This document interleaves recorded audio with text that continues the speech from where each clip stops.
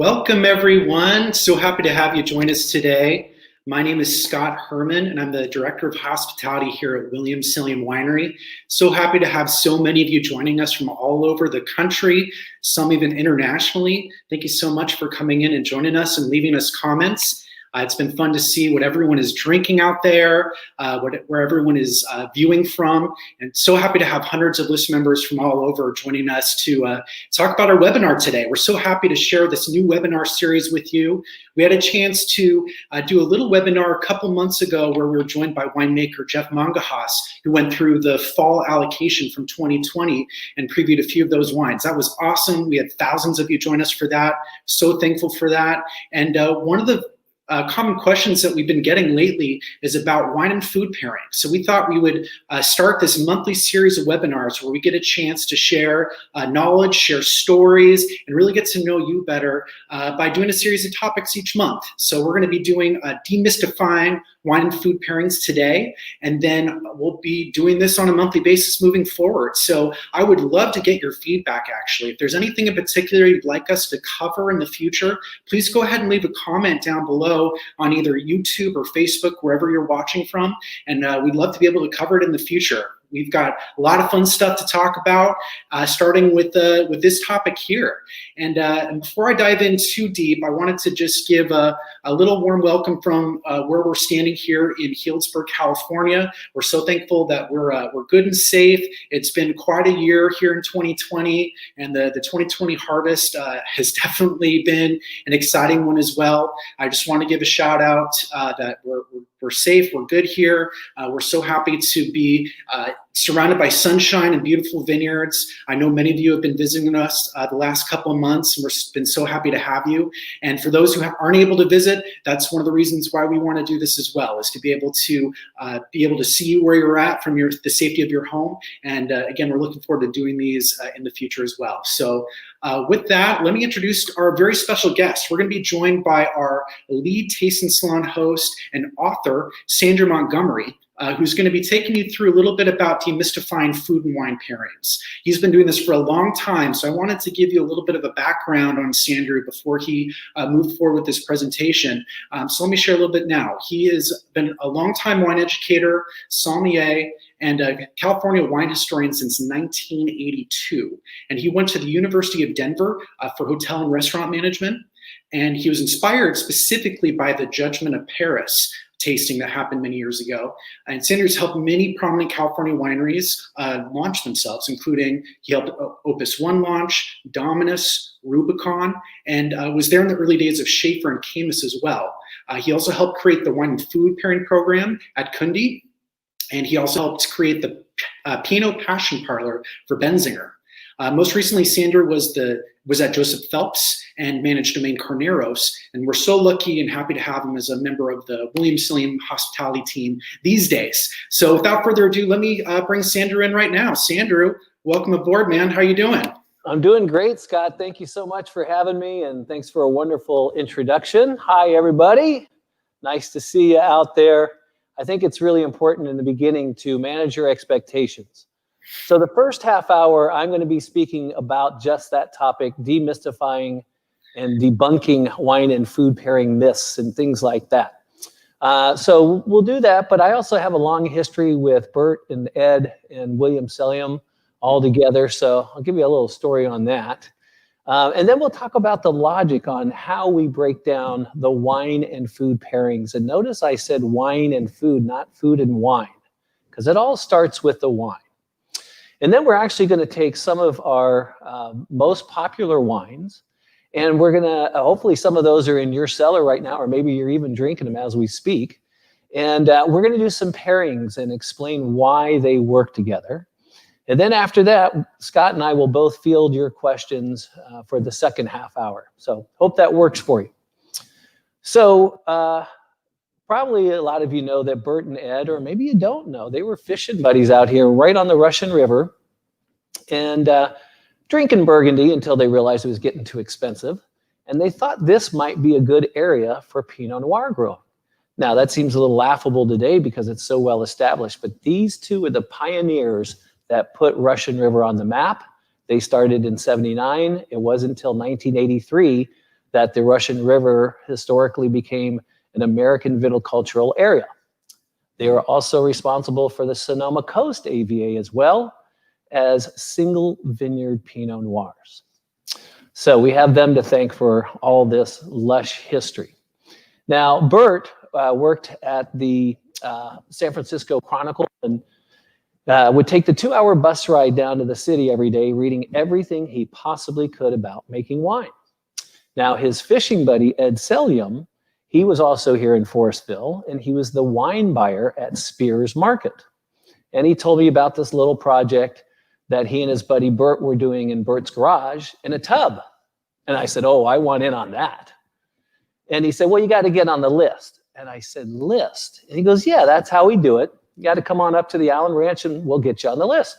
So I drive up there and both Burt and Ed are there. And Burt's sitting at the edge of the one and only desk. And if you've seen pictures of him, you see him often in his red flannel shirt spilling all out over his blue jean overalls. And he looks me up and down and says, I suppose you want in on the list. And I said, oh, yes, sir. That's why I'm here. He goes, you probably want to try some of the wine first. So why don't you grab that glass over there on the barrel? Yep, the one with a cobweb in it. Just bring it on over here. Don't worry about it. The alcohol will kill anything. And here you go. Okay. So I tilted the glass on the side and I couldn't see through the glass at all, not even on the meniscus. It was so concentrated. So naturally I was intrigued. I gave it a quick swirl and a sniff. Oh, and man, it was fusing all kinds of Bing cherries and baking spices. And it was loaded with sassafras and cola. So naturally, cobweb and all. I turned to Burt and I said, man, this is delish. Yes, I want in on the list. So Burt looks me up and down one more time to see if I'm worthy. And with one finger, he grabs this shoebox on the desk and pulls it towards his belly. And he pulls out one of 3 blank index cards and said, here, fill this out. I said, no, I'll make it really easy on you. I got a business card right here. And he just snatched the business card out of my hand. He grabbed a stapler, staples it together on the index card, chucks it in the shoebox. That's how I got on the list. So, long, rich history with these guys. So, as I mentioned before, we're going to call it wine and food pairings. And how do we demystify it? Well, we're going to break it down into its 4 component parts because like any conundrum, it's easier to understand, right?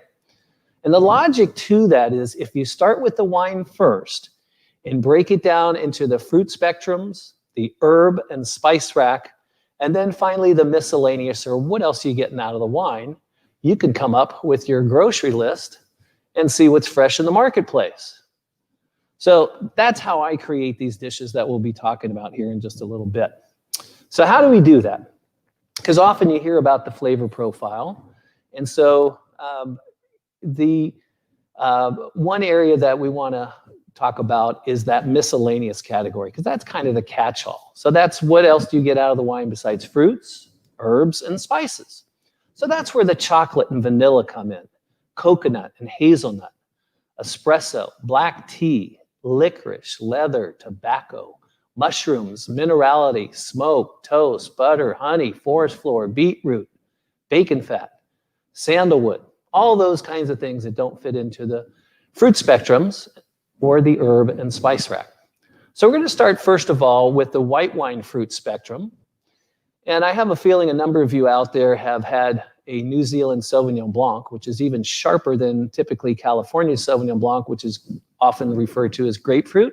So we're going to call that gooseberry. Then we have the grapefruit. Then we have the lemon, the lime, and then we have the orange. So think mandarin orange or tangerine. From there, we move in to the nectarines. So we're moving into the stone fruits with the nectarines and peaches, apricots. And then we come into the middle with the apple and the pear. And sorry for the bad pun, guys, but that's the core. That's the target or the bullseye. So it doesn't matter what kind of white wine it is. Could be Chardonnay, could be Gruner Veltliner, could be Pinot Grigio, Gewürztraminer, Riesling, you name it. It's always an intelligent response to say apple and or pear. And then we move into the melons. So I don't know if you remember the old Robin Williams line of, I know you can't elope, but honey do. Well, we're going to put those melons right there And next to that will be the kiwi and the lychee. So we're moving into the tropical fruits now, getting a little bit on the sweeter side, along with mango, papaya, ripe pineapple. And believe it or not, guys, years ago, I was selling an overripe Chardonnay from the other side of the hill here, and it smelled like ripe bananas. Now, if it has a little earth tone to it, we're going to call that guava. So does that make sense? I hope that spectrum works for you.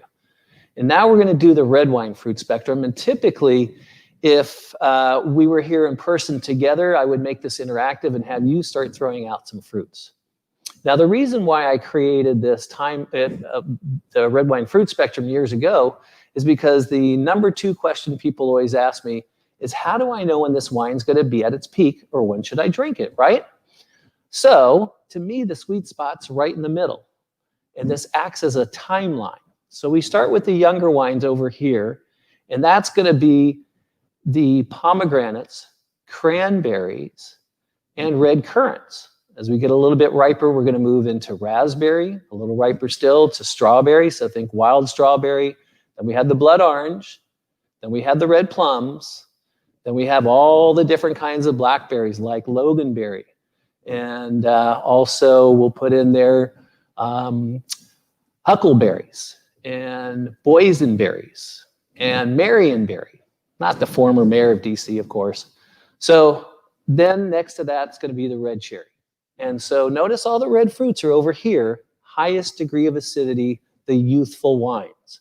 As the pendulum swings this way, we go deeper, darker, more brooding fruit. So that's going to be the Bing cherry, taking place of the apple and the pear in the middle. On the other side of that, we have the blueberry. Then we have the black plums, currants, the black currants. And then we have the black plums. And then we're going to have the figs, dates, prunes, and raisins. Oh, I skipped over the olives. They're in there too. So when you get to the raisins and prunes, that's when you wish you'd opened up that bottle 4 or 5 years ago. So now we have the white wine fruit spectrum, the red wine fruit spectrum. We have that miscellaneous category. We also need to talk about the herb and spice rack. So a few years ago, I was over at a different winery and I was talking about the urban spice rack, and this guy said, urban spice rack, well, how is it different from the country spice rack? And I said, country spice rack, what the hell are you talking about? He said, well, you were talking about the urban spice rack. I said, okay, I need to slow down. It's not the urban spice rack, it's the herb and spice rack. What would be in a country spice rack anyway? So we've all had Zinfandel before, right? So typically you get black pepper out of that. With Syrah, we often get white pepper. So if you look on the left-hand side, and by the way, it's all subjective, and this is not an exhaustive list by any means, but it's fairly comprehensive. So we have the white pepper and ginger and cumin, cardamom, cinnamon and nutmeg, and all the different kinds of peppercorns. Now more on the herby side, we've got cilantro, sage, oregano, bay leaf. And, you know, it doesn't lend itself quite as easily as the logic going from highest degree of acidity with the fruits to the sweeter side of things, or the riper side of things. But someday maybe I'll put it together where we look at it in terms of musical aspects. So then we move into the base notes, if you will, of the basil and the rosemary, the star anise, fennel, tarragon, allspice, and cloves. And then, of course, there are those aromatic aspects of honeysuckle and orange blossom, along with jasmine, rose petals, crushed rose petals, lavender and violets, and then a conglomerate of potpourri. So I hope that makes sense to you, because this is how I create these dishes, by breaking down the flavor profile, and hopefully this will help you demystify the wines. So one of the biggest challenges, of course, is understanding where the balance is, especially when it comes to tannins. Because if you were to take a young tannic Cabernet Sauvignon, or maybe a young Bordeaux, or a Bordeaux blend for that matter, and you try and pair that with a delicate piece of halibut or even chicken, it doesn't work because the tannins are too big. You kind of overshot the direction you're going in. So the point is to match intensities. And you'll notice with the 6 wines that we're going to try today, or talk about anyway in terms of pairings. We build the intensity with each one of them. So we're going to take some of our most popular wines. And by the way, I'd like to debunk the old, because I still hear people talking about you have to have red wine with meat and white wine with fish. No, you don't. It's still got to work. And that's, again, where the tannins come into play. So we're going to take our Gruner Veltliner. And this comes from John's property that he bought back in the 70s down what we call Vista Verde. And that is, there we go, beautiful shot of that. And that's in San Benito, just east of the Monterey County. And so there's a lot of limestone down there, if you're familiar with Chalone, and we're right next door to Calera. And so we grow a number of varieties there, including this wonderful Gruner Veltliner that originated in Austria. And we do have some plantings here, not only for Williams Selyem, but I'm finding more and more wineries, not a whole lot, but enough. And the very first time I ever tried this wine, the first thing I got was those stone fruits. And here we are, still in the time of peaches. It's peach season here, at least where we are. And so I thought immediately of grilling peaches. And then I thought, with all that limestone and minerality, let's take some fresh arugula with all that iron. And then we're going to toss that together in a light lime vinaigrette. We might shave in a little lime zest on that too. And then we will stud that with some salted Marcona almonds. And if you like, we'll put in a couple of dollops of mascarpone cheese and put those sliced grilled peaches on top with the Gruner Veltliner. And you see with our tasting notes in here, we've got in the white wine fruit spectrum, the yellow peach and the Meyer lemon.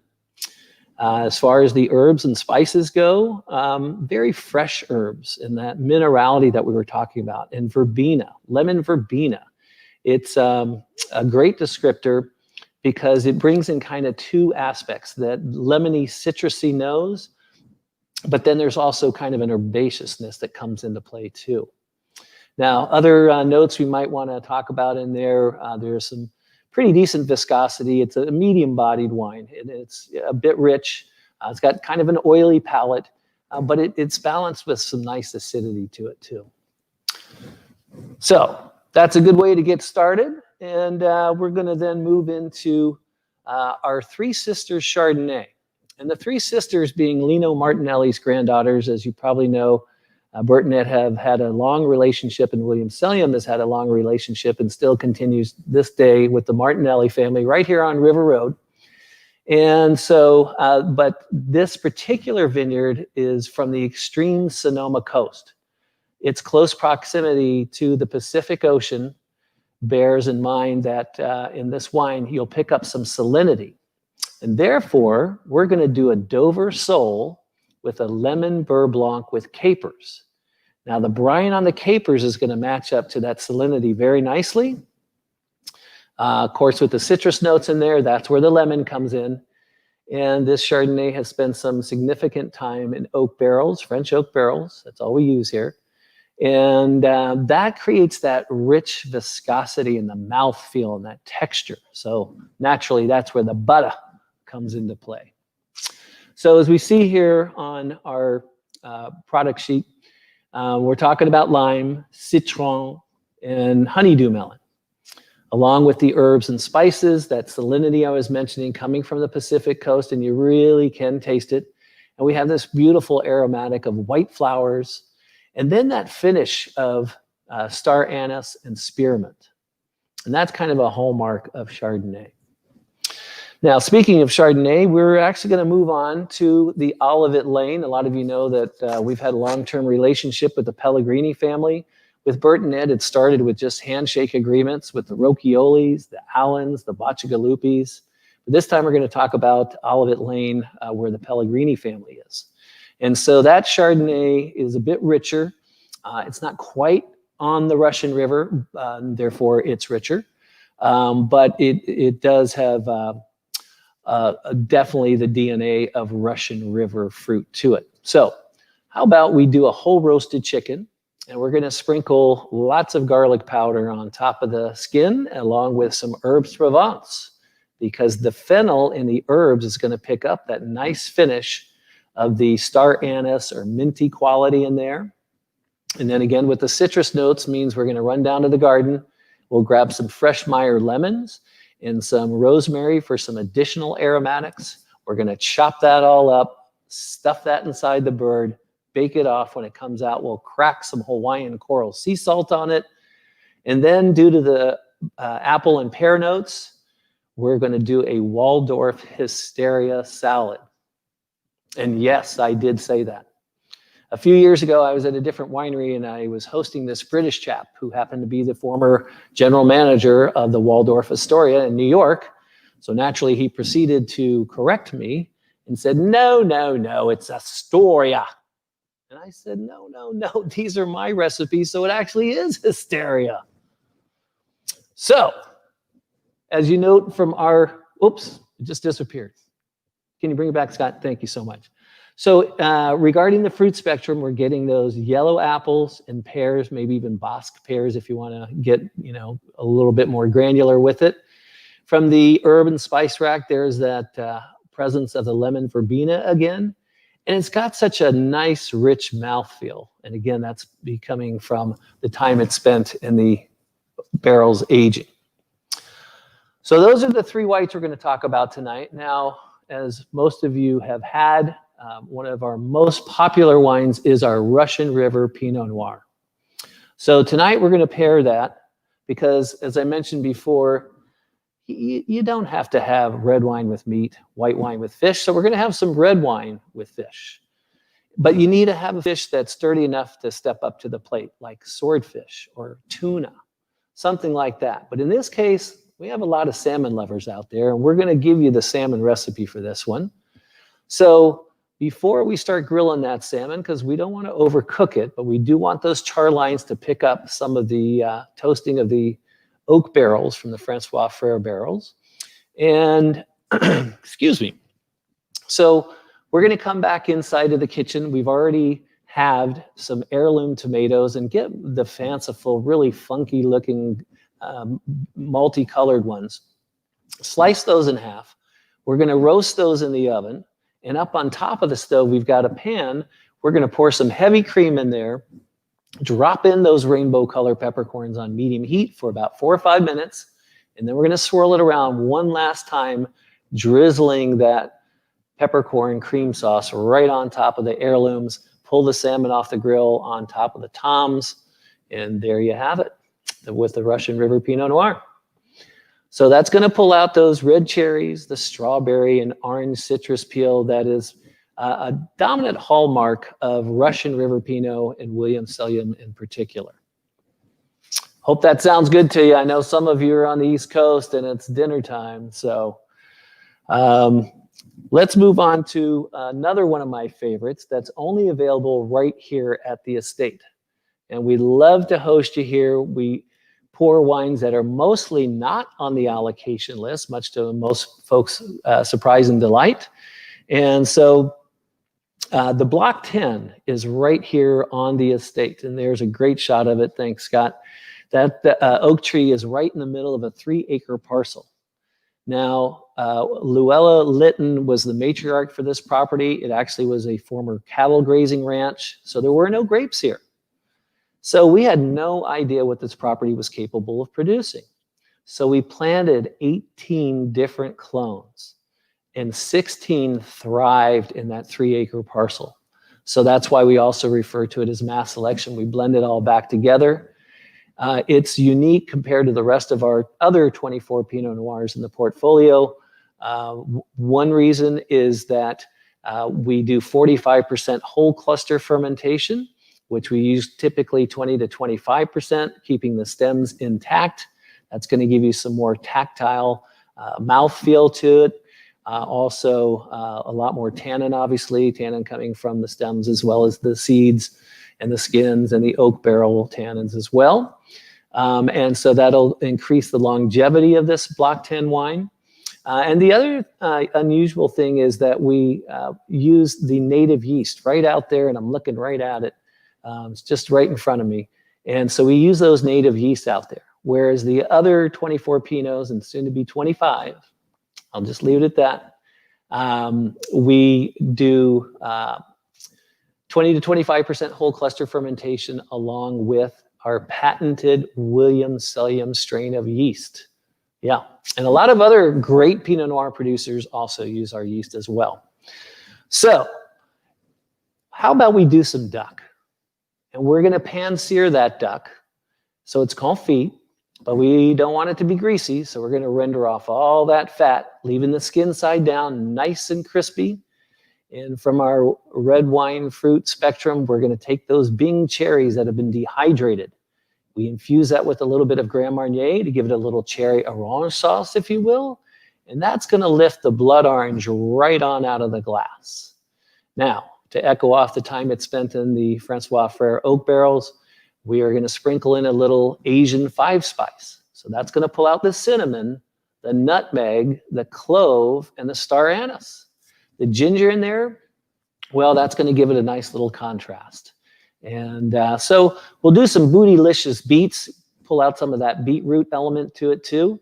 Having sprinkled some smoked paprika on that, we'll also incorporate some pomegranates and scoop up some fresh chèvre along with a side of creamy wild mushroom risotto. Bon appetit. All right. So I have one more wine for you that we're going to talk about. And you may not know, but we make 4 Zinfandels as well. And they're all single vineyard designates, one of which is the Saitone vineyard. It's about 15 minutes south of us here, still in Russian River, right in the heart of it. In fact, next door to Olivet Lane.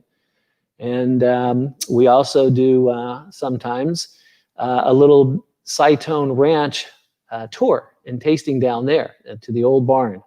And these vines, as you can see, are those gnarly old suckers. They were planted in 1878. So we have Carignan in there. We have some Pinot Noir that's going in. But tonight we're going to be talking about the Zinfandel. And how about we do some baby back ribs with my double secret dry rub. And instead of doing a traditional barbecue sauce, we're going to do a boysenberry hoisin sauce. And that's going to lift right out of the glass the blackberries and plums along with the spicy components to it. And to punch up the spice even more, we're going to do some cinnamon yam frites and Saitone Zinfandel. So I hope that sounds good to you. And as you can see from our tech sheet here, a lot of blue fruits. In fact, when you look at the color of that, and I don't have that in my glass right now, but the blueberry definitely comes through in the color alone when you turn it on its side. There's a lot of red fruits in there. I mean, jammy fruits and brambleberries as well. From the urban spices, from those aromatics, we get some lavender and anise, black peppercorns, which we mentioned earlier is pretty darn typical of Zinfandel. And there's kind of this overall essence of potpourri that comes through too. And you can also interpret that as cedar. And that's coming from the oak barrel, of course. Okay, so let's see, how are we doing on time? Well, I'm running over a little time. Maybe in the future we'll do some wine and cheese basics and give you some ideas on that. I want to remind you, as Scott did, that this is a monthly webinar, educational in nature. We are recording this and we'll always continue to.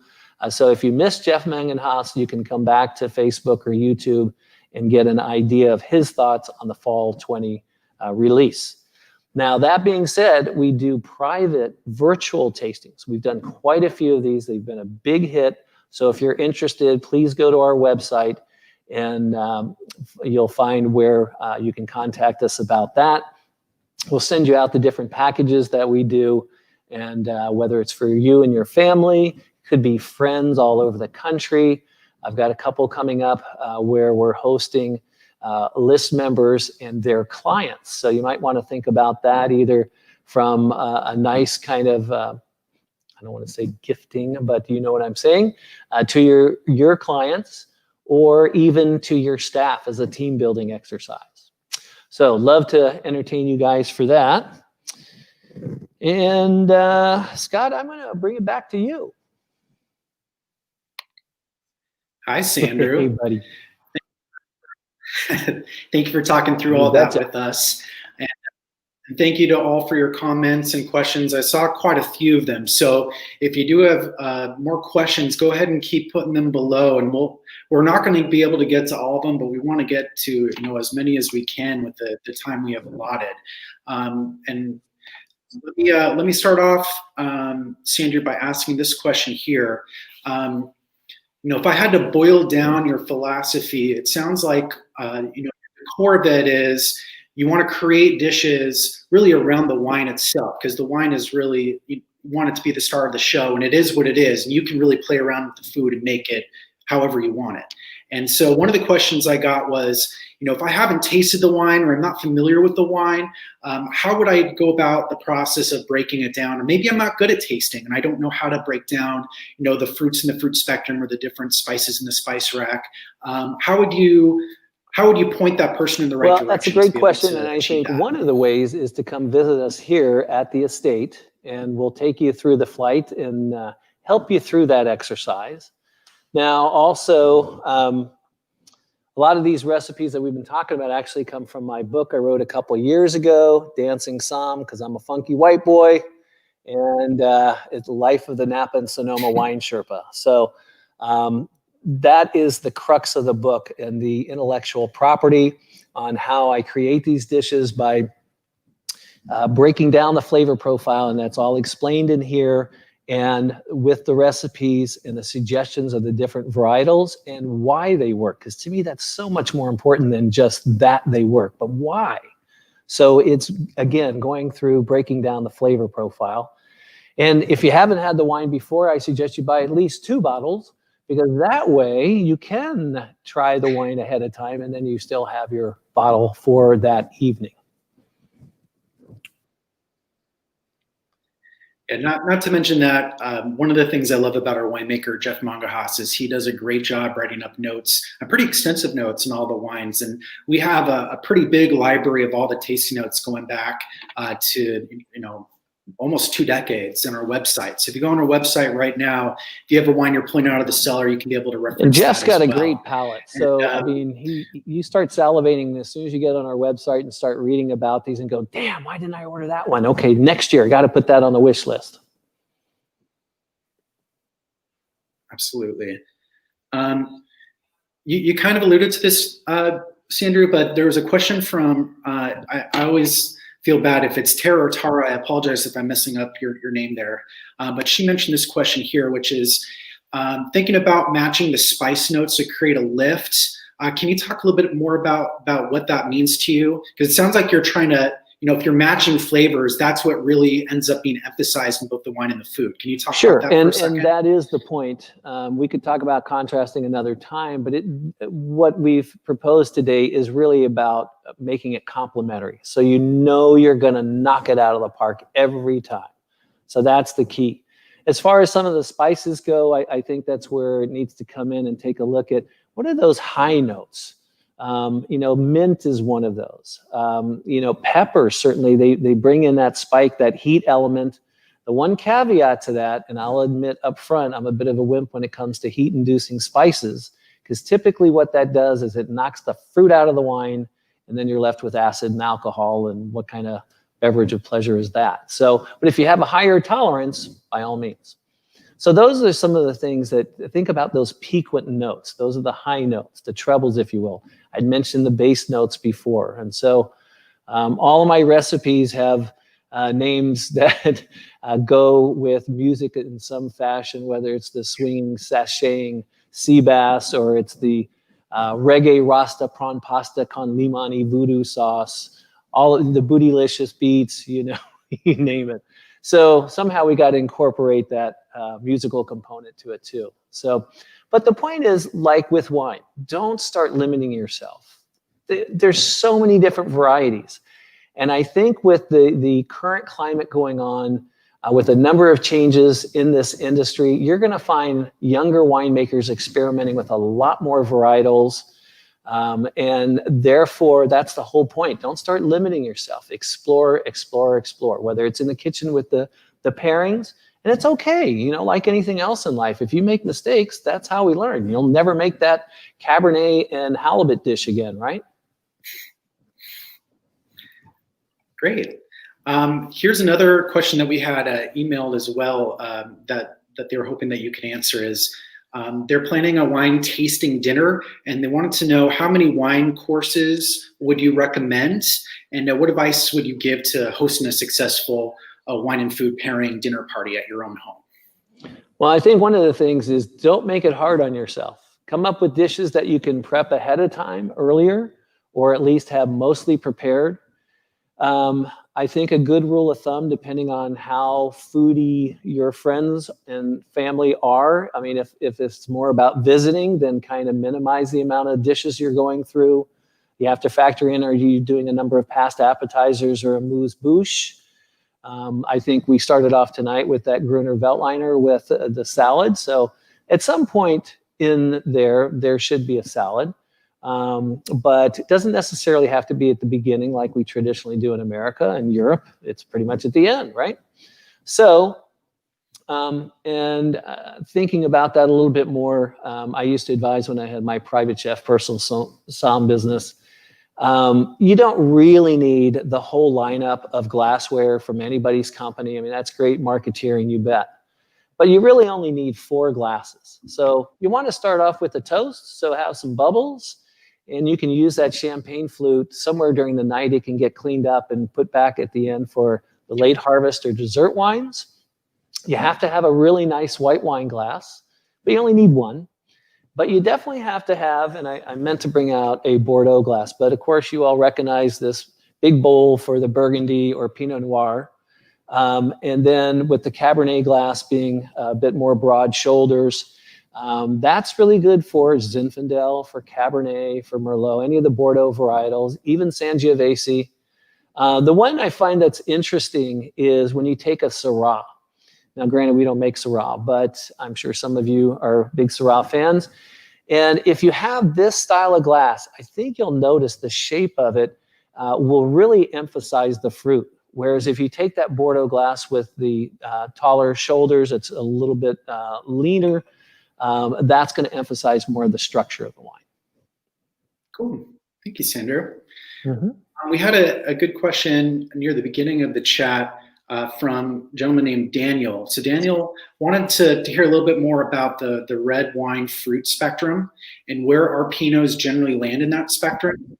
And I think that also lends itself to another question that I'd love to get your thoughts on. So on top of the, where our fruit spectrum tends to be for Williams Selyem, how long do you think we should age our wines? And what do you think are the wines that are more age-worthy and maybe ones we should drink sooner? Because we make so many of them. You alluded to it. We make 25 different Pinots.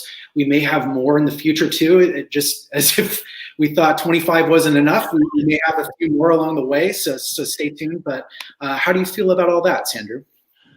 Daniel, I think that's one hell of a loaded question, man. That's so many questions in one. So let me start with what's top of mind. And Jeff talked a little bit about this in his webinar. And so starting with the Sonoma County Pinot Noir, that one is designed intentionally to be the early drinker while you're letting the single vineyards get a chance to evolve and become really spectacular. So the next level up would be the AVA or American Viticultural Area wine. So not only Russian River, but the Sonoma Coast as well as Central Coast. So that's a 5 to 8 year window that's you can pretty much rely on. And it depends, it always starts with how do you like your wine? Some people don't like older wines. Some don't even want to start drinking our Pinots until they're 6 to 8 years old.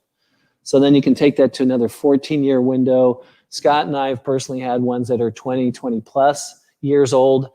They're remarkable. And why are they remarkable? Not just because it's Williams Selyem, because they're in balance. And a lot of times, folks buy wines, that are $300 and north, and they think, well, it's infanticide. I can't drink it till at least year 10. And then they pull it out of the cellar, and they're disappointed because it was never in balance to begin with. So that's a big key right there. Now, as far as in the red wine fruit spectrum where Pinot Noir fits in, It's not the black currants typically. It's sometimes plums, and it could be red and black plums. But it certainly is the cherry. The Bing cherry to me is the pinnacle. A buddy of mine who's a great winemaker, he mostly focuses on Italian varietals, but he makes other varietals too that are fantastic. And if he gets blueberry, he feels like he's hit a grand slam. So that's really key. So again, we go back to the red wine fruit spectrum, hoping that you get the cherries, the plums, the blueberry, and the blackberries. You may not get as many blackberries in Pinot Noir as you would say in Cabernet, and currants more fall in that.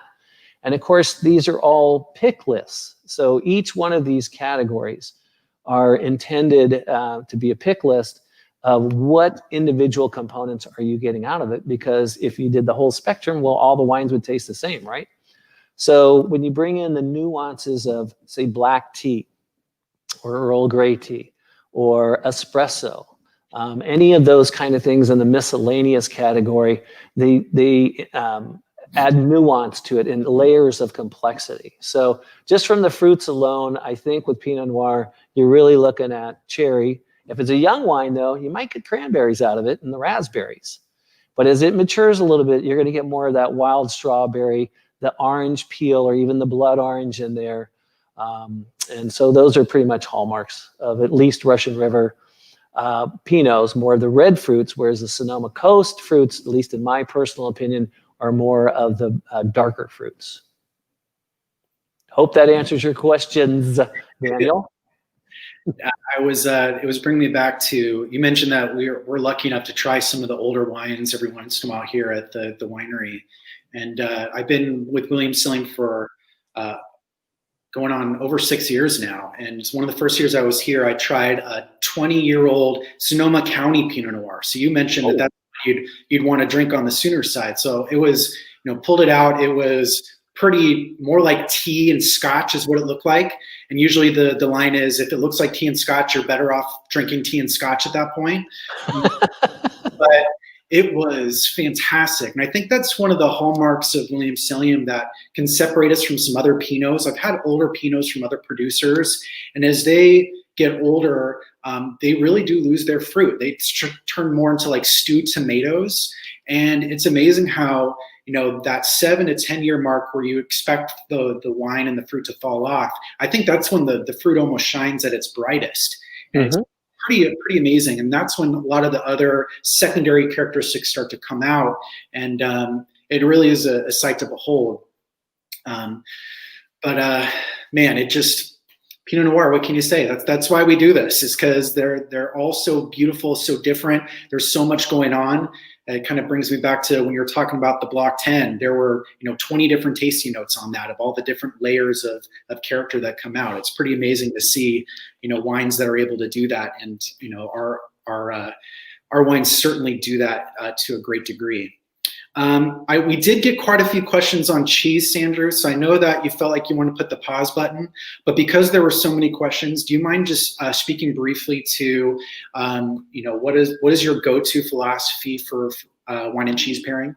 Sure. So just from a basic perspective, typically with white wines, because of the higher degree of acidity, what we want to do is get something fatty. So something like a brie or camembert, certainly, but let's even take it up another notch to the low-cal triple cream cheese, like a Saint Andre, for instance, because that acidity really cuts through and makes such a beautiful combination. Now, when it comes to the red wines, you really want harder cheeses. So let's say we do a classic of Cabernet Sauvignon and cheddar. That's an all-time favorite. You can never go wrong with that. And another one I personally absolutely love is Pinot with an aged Gouda, say 4 years old, and it's got those salt crystals in there. So what happens is the salt knocks down the tannins, and that pushes the fruit more forward. So those are a couple examples right there. We make a beautiful late harvest Gewürztraminer. And having something like some kind of a blue cheese, whether it's from Oregon or right here at Point Reyes, even Maytag Blue, I think that might be more widespread through the country. So something like that makes a nice affinity. If you've got a late harvest or even a botryticized wine, the noble rot, that's why it works so well with blue cheese, because of the mold. There's a natural affinity. So maybe we should do another one where we really get down and dirty with the cheeses, and maybe we can get everybody to have the cheeses at home, and we'll have specific wines for them somewhere in 2021. Does that mean I can have cheese too, Sandrew? Hell yeah. Hey, I've got no wine, no food here. I'm gonna be hopefully eating well later. We did have quite a few questions from folks that mentioned they're specifically vegetarian or vegan, and they wanted to get some of your opinions on that. Let's talk specifically Pinot Noir, just to kind of narrow it down. Matt made it a pretty simple, straightforward question here. Matt asked, what are your favorite vegetarian vegan foods to pair with Pinot Noir? Okay, so let's start with soy and teriyaki, because there's just this natural affinity with Pinot. And I think it's not only in the flavor profile, but it's also the texture, that velvety kind of mouthfeel, if you will, on both. So I think that works really well. So if you want to take some roasted root vegetables and pair that with the Pinot, have a little bit of either teriyaki on them or soy. Tofu with soy certainly works. I just had another one that came to mind. Oh, how about we blister some carrots? And then while that's soaking in the butter and olive oil, if you can't do the butter, okay, so just the olive oil. And we'll put some pine nuts in there. I'll give it kind of a little cheesy aspect and that richness. Now we're going to offset that with some Kalamata olives, again, because of the brine. That salt's going to pop through and make a nice umami effect. And that certainly works with Pinot. Oh, but I did forget the spices. So that would be some things like cardamom or any Middle Eastern spices you want to put on those carrots as they're blistering. It may not look pretty. That's why in my book I don't have a picture of it, but man, does it taste great. So hopefully that gives you some ideas. Thank you. I think, again, you can you tell the story really quick about how versatile Pinot Noir is? As in versatile? Yeah. So years ago, I've trained so many hundreds and thousands of servers and restaurants and tasting room folks. And so I was down in San Diego, and this gal asked me, she goes, just as a hypothetical, what if it's Saturday night, 6 o'clock, I just clocked in, turn around, I just got triple sat, everybody's ordering different dishes, what do? I said, don't pull your hair out. And I said, I'm guessing this actually happened to you. She goes, yeah, it did. And I said, so have Pinot Noir, because it's so diverse, it's so versatile, try and mismatch it with food. So I don't know if that was a moment of genius, or maybe I was slurring my words, but it still works today. So remember that, versatile. Versatile, yeah. Well, that, again, if you have a question about what to go with, Pinot Noir goes with just about anything. So I think if you are someone who leans vegetarian or vegan, Pinot Noir is a great wine. Because like you said, once you start roasting vegetables, you start bringing out some of those earth tones. Pinot Noir is going to be a great bet with it. So, and the caramelization too, especially because our barrels across the board are medium plus toast. Even the barrel heads are toasted. So again, that's charring the barrels, and that caramelization process going to work really well with anything where you're getting those sugars bubbling up, if you will. Let's see, lots more questions. Which one should I get to with the last couple of minutes here? Let's talk about, we had a question about decanting. As the wine gets older, do you need to decant it more than if it was younger, or vice versa? What's your thoughts on that? That's another great question. Well, I have a decanter behind me, but I won't get it. So we decant for two different reasons. So when you have a young wine, you want to be very vigorous with it. I forget this is reversed. So you want to be very vigorous with it and dump that bottle in there very quickly. It's not going to bruise the wine. Don't worry about that. And then give it some good shakes and smell it and see if, wow, the tannins are still very pronounced. And this is for all wines. Now, if the wine's older, you want to do just the opposite. You want to go very slowly.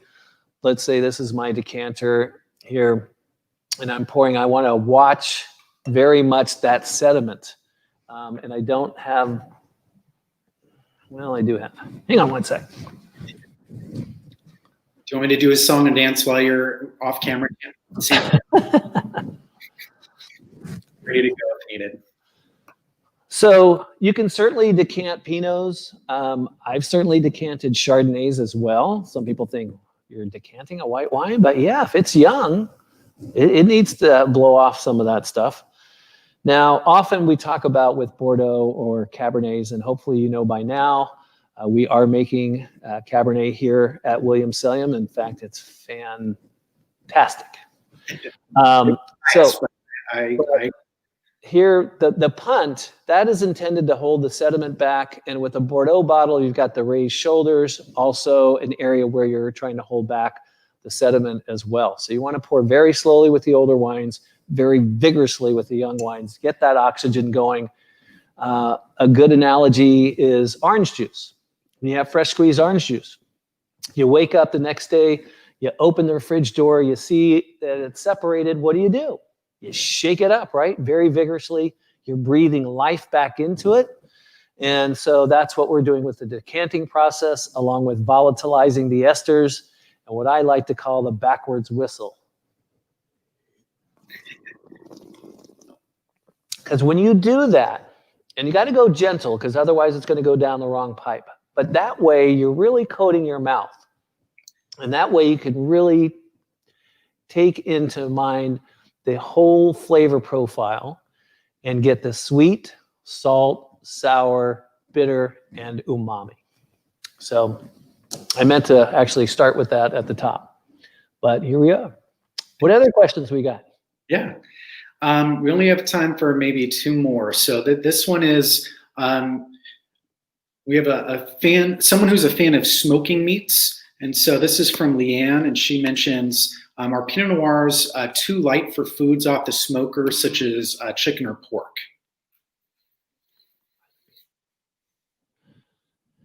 No, and again, it always goes to one's taste preference. And also, we haven't really talked about this, but sauce is the boss. So it depends on, the sauce can help direct that. And so depending on what you're putting on that, so no, chicken can certainly work. As we mentioned with the versatile, you really can't mismatch Pinot with anything. If you do, let me know. But what was the other? The other was pork? Yes. Okay. So, if you're marinating it in something, and hopefully it's going to be part of that flavor profile, then you're starting to step up to our bigger wines, meaning those single vineyard ones. So I think, no, they can totally match. And pork's an intriguing thing because, that old commercial where it's the other white meat, but it can also take on a direction, again, depending on the sauce. And, if you brine it or whatever you might do with it can take on the bigger, heavier wines. Now, that being said, as the wine does age, you might want to think about that if you're thinking this is too heavy for it. So let it soften up a bit. Give it some time. These are great questions, by the way. Thank you all so much for asking great questions. And we really appreciate your loyalty. And I know a lot of you are ambassadors out there turning your friends and family on to us. So we really do appreciate it. I'll do a couple quick questions because the answers will be quick. But we got asked if our wines are vegan, and the short answer is yes. So that is true of our wines. And Sandra, the light is just incredible. You look so angelic right now. But we did get a question about. We had a couple about the fires in the 2020 vintage. So I'll just speak to that really quick and say that We're fortunate that our employees and property are safe. The fires haven't, created any damage from that standpoint. We're able to actually harvest quite a bit of our fruit before the fires began. And so that, we're really excited about making amazing wines. It's been an amazing vintage, even with that happening. So the question is going to be, what's going to happen with the grapes that were out there in the smoke? We learned a lot of interesting things about that, the freshness of the smoke, where it's coming from, that all will impact what kind of flavors get left behind. But the reality is that, we're actually been really surprised that in many cases we haven't seen any issues with the smoke, but it's still too early to tell. We're not going to know for a while, but we're excited that, the grapes were able to harvest. We got a lot of great fruit, and we're excited about making great wine this year. So looking forward to being able to share that with you after you drink all the good stuff that you have in your glasses here today. So, so good. I think we'll do this as the last question, and then we'll close up shop here, Sandrew. This is about the Beckstoffer cab. As someone who's worked both in Napa Valley and Sonoma County, this question is about, Beckstoffer cabs that arrived. The 2017 was the most current release this year. How long is that going to be bestseller? Great question. Now, let me just say, I think that wine represents, in one word, Jeff's style, and that is elegance. So it's not a heavy-handed, big clobber you over the top of the head Napa Cabernet by any means. So I would reckon at least 12 years from the vintage date, and can go another 20. I don't know, quite frankly, how much more, because I've only had a little limited experience with it, with Jeff's style. Now, I used to be at Camus, and we had the good fortune of Wine Spectator giving us Wine of the Year, not once, but twice, the only time that's ever happened. And that was from that George III Vineyard, right next door to Camus in Rutherford. So you definitely get the classic Rutherford dust. It's got great balance to it, a lot of structure. And so I look forward to seeing it in another 10 years as to how it fans out. Great. Well, Sandrew, I think we're going to have to stop there, but thank you so much for all your wisdom that you shared with us today. My pleasure. There, let me just summarize everything by saying, I know that we talked about quite a few wines, a little bit of philosophy. Sandrew spit out the recipes really fast. We're going to make one of those recipes available on our website, and we're going to have a permalink on this broadcast moving forward. So if you just want, come back to this broadcast in the future, and you'll be able to see a link both to the salmon recipe and then to Sandrew's book in the future. And that's really the best way to be able to dive in, get the philosophy, and get the full list of all the recipes that he was mentioning throughout the presentation. And as he said, we'd love to be able to see you if you're ever in the area. And if you have any questions further about food and wine pairing, go ahead and send us an email, give us a call. We'd be happy to address those. And also, we'd love to do this, webinar series in the future too. So make sure to send us your webinar ideas, and we look forward to being able to, again, share more wine, share more stories, and quality time with you in the future. So, hey, Sandrew, have a wonderful rest of your Thursday. To everyone out there watching across the country and internationally, thank you so much for joining us today. We can't do this without you. You're the reason why we come here every day, make amazing wine, and share, our hospitality. And we wish you all the very best. Be safe, be well, and have a great rest of your day. Thank you. Thanks, everybody. Bye.